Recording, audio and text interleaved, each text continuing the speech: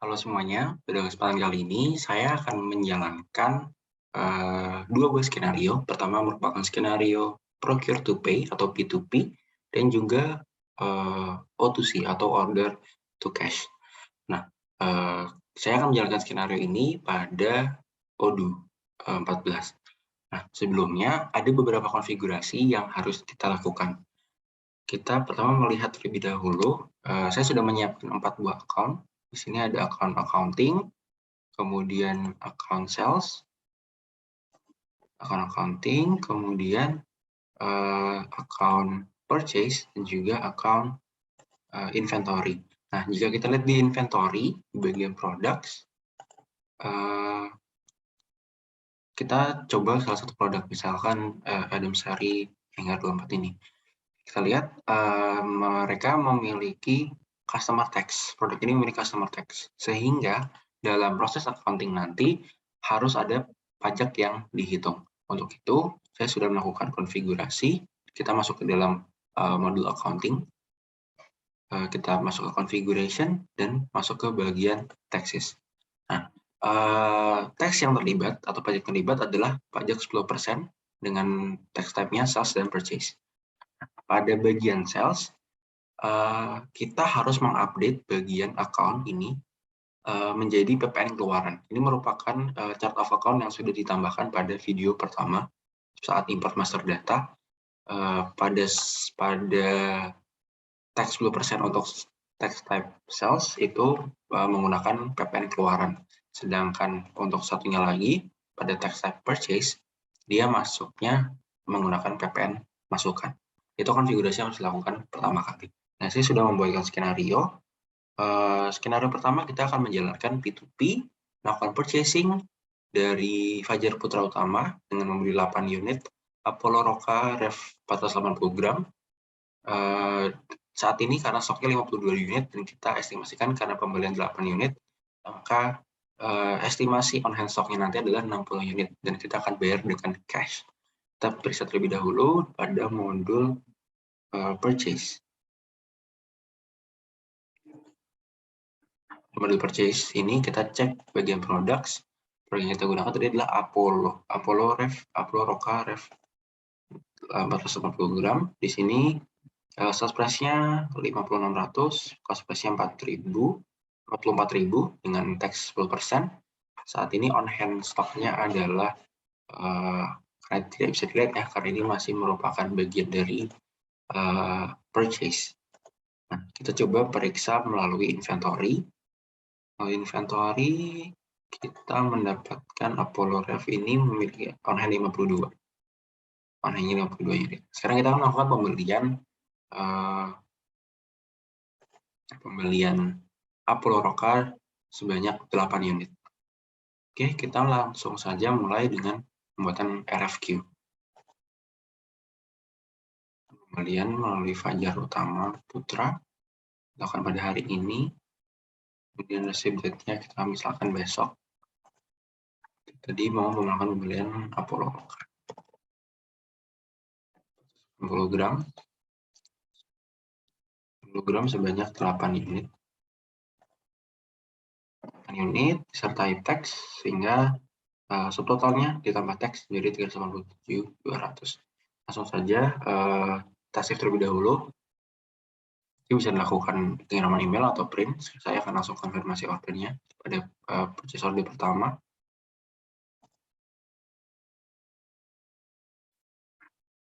Kita bisa langsung receive produk di purchase. Cuman alangkah baiknya kalau yang melakukan receive produk adalah pihak inventory. Di sini kita lihat kuantitinya pemesanan 8 dalam purchase order. Yang di-receive, yang diterima belum ada, yang ditagihkan juga belum ada. Kita masuk ke dalam inventory. Masuk ke dalam inventory. Nah, di sini ada receipt on to process. Sini dari Fajar Putra Utama. Kita asumsikan kita menerima semuanya. Kita edit. Kita menerima 8. Save dan kita lakukan validasi dari penerimaan produk.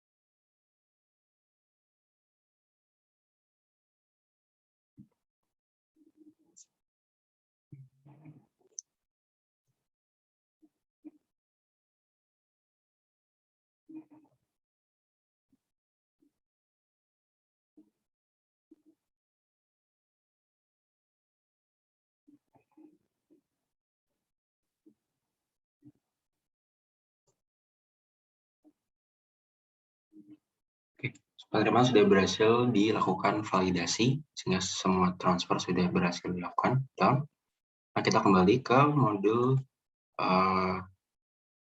kepada bagian purchasing. Kita lakukan refresh. Di refresh maka sudah receive produknya sudah berjumlah 8 unit. Sekarang yang kita harus lakukan adalah melakukan penagihan atau membuat bill. Ini merupakan sebuah draft bill yang akan di-create. Di sini tugas bagian purchasing hanya untuk meng-create draftnya saja. Untuk kemudian penagihannya akan dilakukan oleh pihak finance atau accounting. Ini ditagihkan 8 unit seharga 387 sudah ditagihkan kepada pihak accounting. Kita masuk saja langsung ke pihak accounting. Kita masuk ke vendor dan bills. Ini ada draft yang sudah dimunculkan. Kita konfirmasi saja. Kita harus catat terlebih dahulu bill date-nya. Kita catat saja untuk hari ini dan langsung akan konfirmasi.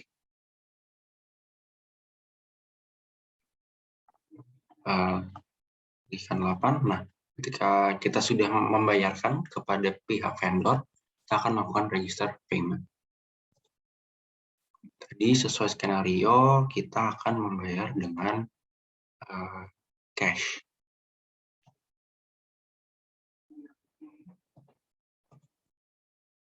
Payment. Oke, berarti tagihan ini sudah dibayarkan. Jika kita memeriksa dari pihak inventory,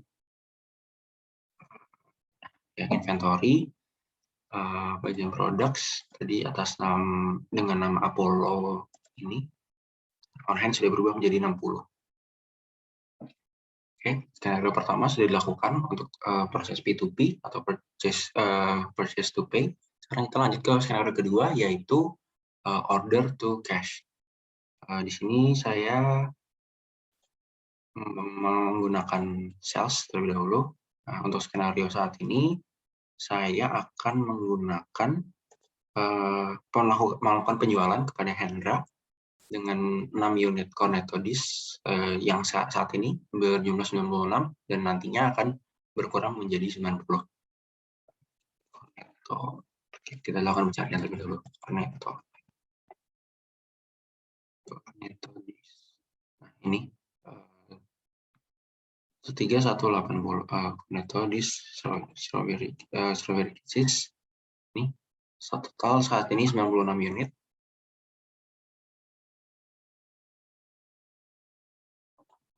Sedikit permasalahan.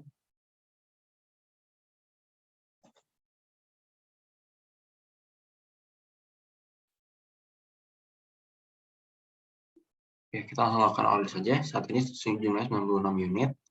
Kita bisa lakukan pemberangkatan quotation.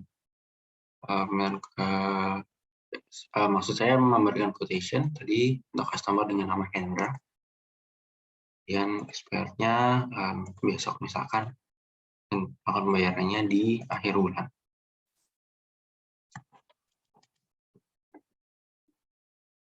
Berries, roaches.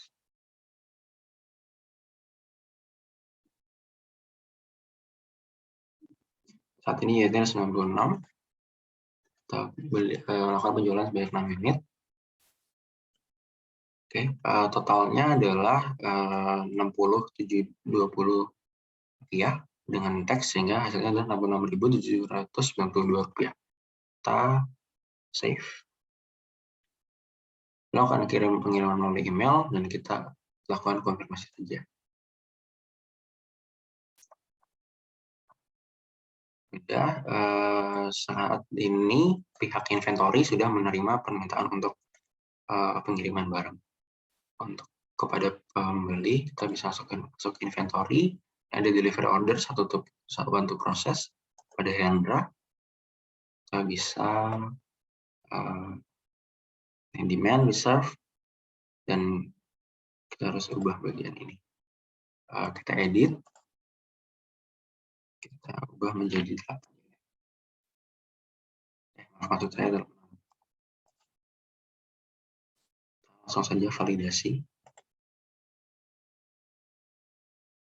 Ini kita disable saja. Maka 6 unit sudah berhasil terkirimkan. Sekarang kita kembali ke modul sales. Nah, di sini pertamanya delivernya adalah bernilai 0. Jika kita lakukan refresh, deliver sudah berubah ke 6. Nah, sekarang yang harus dilakukan adalah melakukan penagihan atau memberikan invoice kepada customer. Invoice, kita create invoice saja dengan regular invoice. Invoice sudah berhasil dibuat dan sudah ditagihkan, namun masih dalam berbentuk draft. Sekarang kita masih kembali ke modul accounting. Nah, di accounting, ketika masuk ke menu customer, pada bagian invoice, ada invoice yang masih berbentuk draft. Kita konfirmasi draft ini yang telah dibuat oleh pihak sales. Kemudian ketika customer sudah melakukan pembayaran, kita harus melakukan register payment. Jadi untuk kasus ini, kita akan menerima pembayaran dengan bank. Payment, maka sales sudah terbayarkan. Jadi sudah ada 2 skenario, P2P dan O2C. Sekarang yang harus dilakukan adalah memeriksa, pertama adalah jurnal, ada sales, purchase, bank and cash, dan miscellaneous. Mulai untuk memeriksanya bisa di bagian accounting, masuk ke jurnal sales. Di sales ini, akun yang terlibat adalah penjualan minuman untuk konektor di sini, pajak keluaran, untuk sales itu pajak keluaran, PPN keluaran, kemudian piutang usaha, kemudian stok interim, dan HPP minuman. Kita lanjut ke bagian purchase.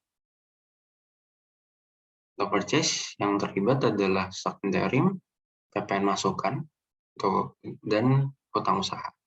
Jadi untuk bill-nya, tadi untuk invoice-nya, bagian sales ini untuk invoice, dan masuk ke bank and cash. Ini pembayaran pertama dengan cash untuk pembayaran bill kepada vendor. Dan ini adalah penerimaan pendapatan dari pembayaran yang dilakukan oleh customer dengan bank. Terlibat adalah outstanding payment, hutang usaha, outstanding receipt, dan piutang usaha. Pada miscellaneous, ini ada dua jurnal yang terbentuk untuk warehouse in dan warehouse out. Terus ini untuk ketika proses P2P dan warehouse out untuk proses O2C. Ini yang terlibat adalah out in stock interim dan persediaan makanan dan minuman.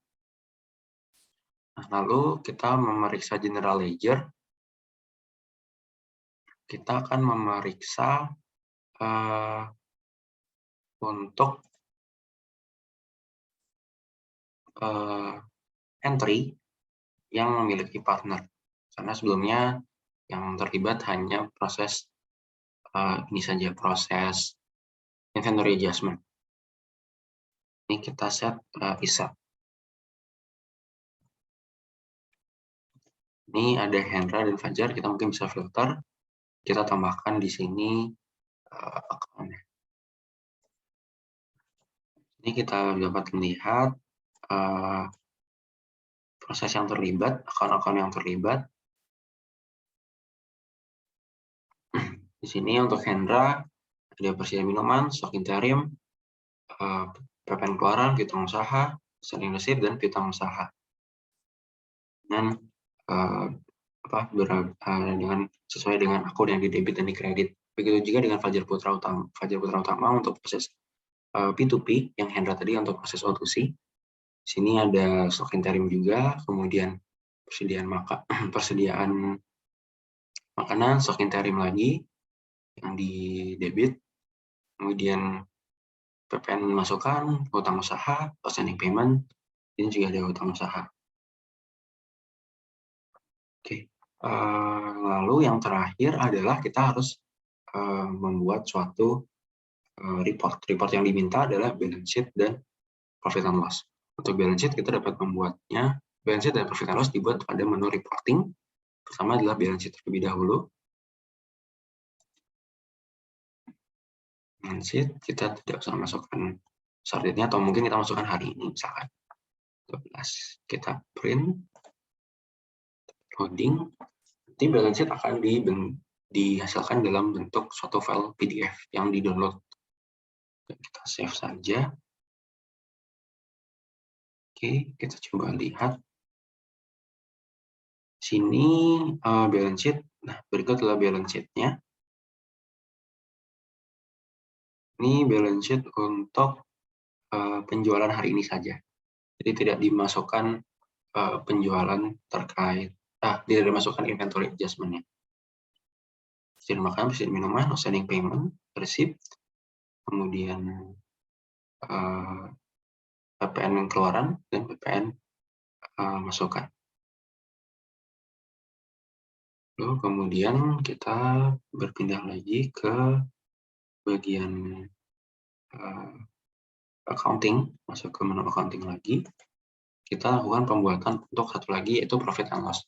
Bisa dilakukan akses yang sama di sini, atau kita bisa melakukan reporting profit and loss, dan kita bisa start date-nya misalkan hari ini. Kita print. Ini hanya untuk memeriksa transaksi P2P dan O2C yang dilakukan hari ini.